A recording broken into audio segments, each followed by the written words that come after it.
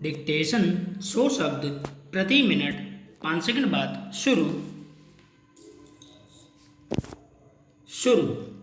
लोक सेवा दिवस पर लोक सेवकों को संबोधित करते हुए प्रधानमंत्री ने यह जो कहा कि यदि उन्होंने अपने दायित्वों का निर्वहन सही तरह नहीं किया तो न केवल देश का धन लुट जाएगा बल्कि करदाताओं के पैसे भी बर्बाद हो जाएंगे। वह एक यथार्थ है।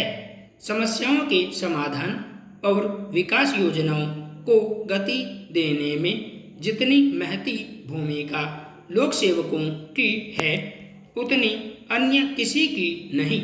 सरकारें कितनी भी अच्छी योजनाएं बना लें, उनका सही तरह क्रियान्वयन तब तक संभव नहीं जब तक लोक सेवक उन्हें जमीन पर उतारने के लिए तत्पर नहीं होते। लोक सेवकों से केवल यही अपेक्षित नहीं होता कि वे सरकारी योजनाओं पर सही तरह अमल करें, उनसे यह भी अपेक्षित होता है कि वे जनता की समस्याओं के समाधान को लेकर सचेत रहें।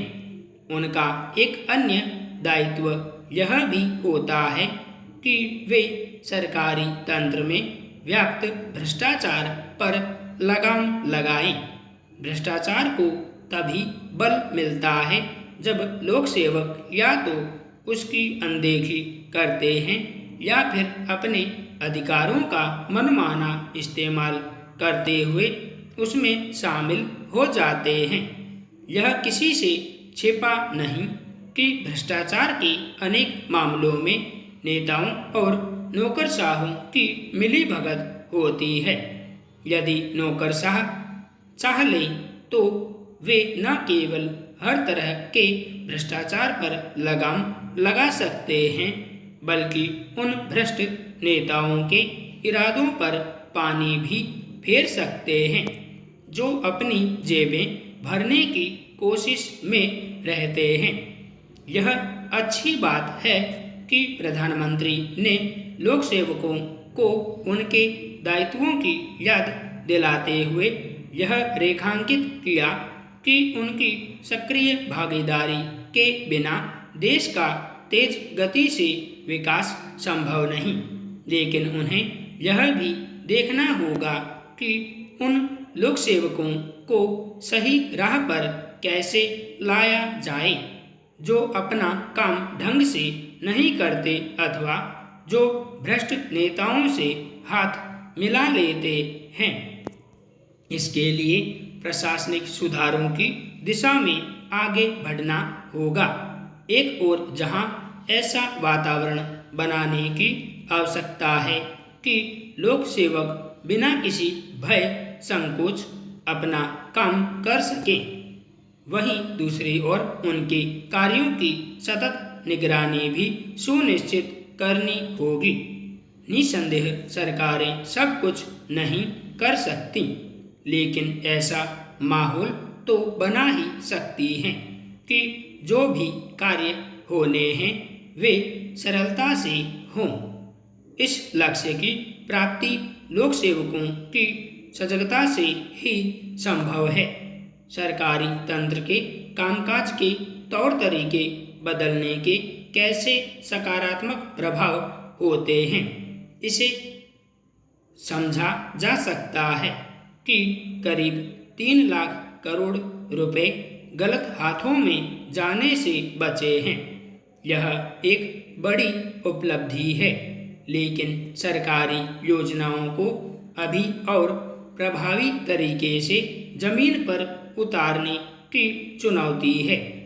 सौभाग्य से अब वह स्थिति नहीं जिसमें सरकारी कोष के 1 रुपए में से 90 पैसे बिचौलियों की भेंट चढ़ जाते थे, लेकिन सरकारी तंत्र में भ्रष्टाचार तो अभी भी है।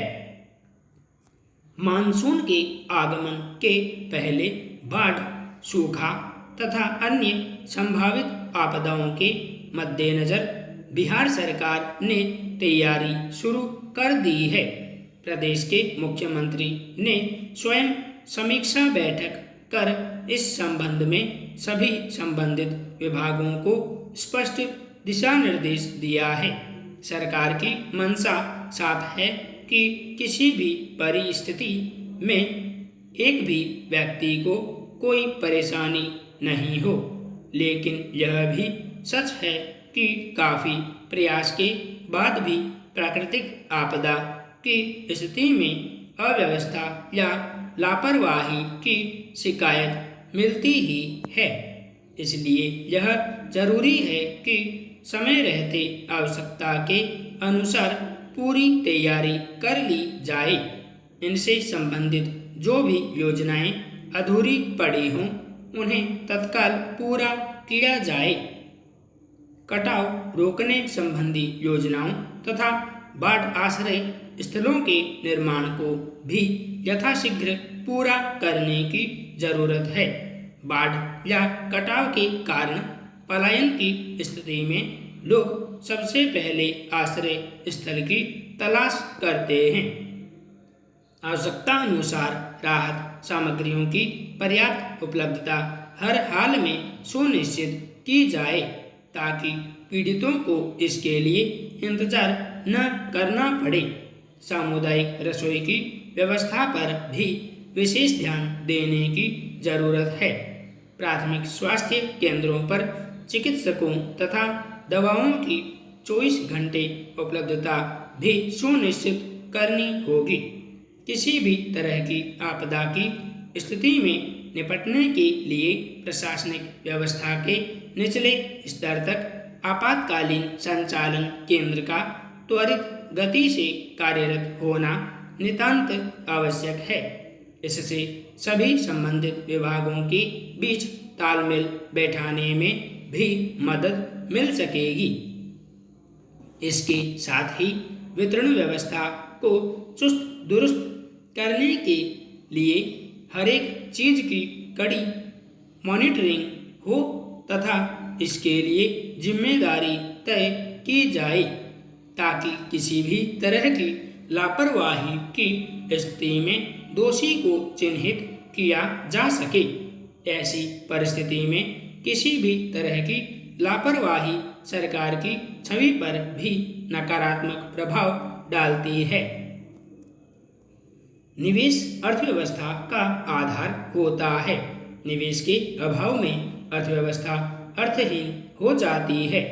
भारतीय अर्थव्यवस्था की मौजूदा स्थिति इसका एक उदाहरण भर है। बाजार में मांग मंद हो चली है। महंगाई बेरोजगारी का बोझ असहनीय हो चुका है।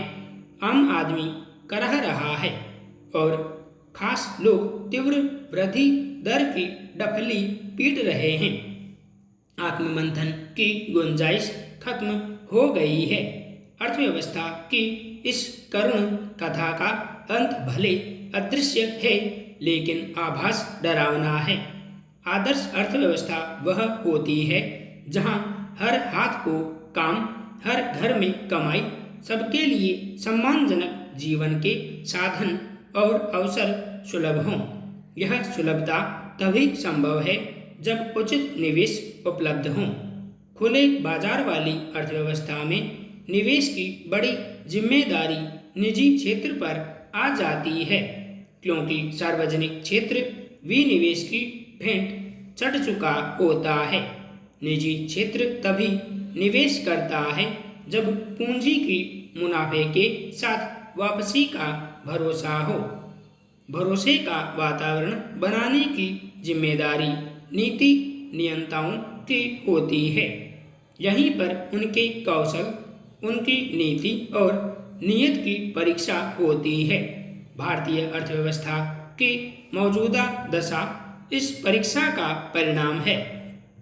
परिणाम के पुनरीक्षण से स्थिति कुछ सुधर सकती है, लेकिन हमने पहले ही खुद को पास मान लिया है।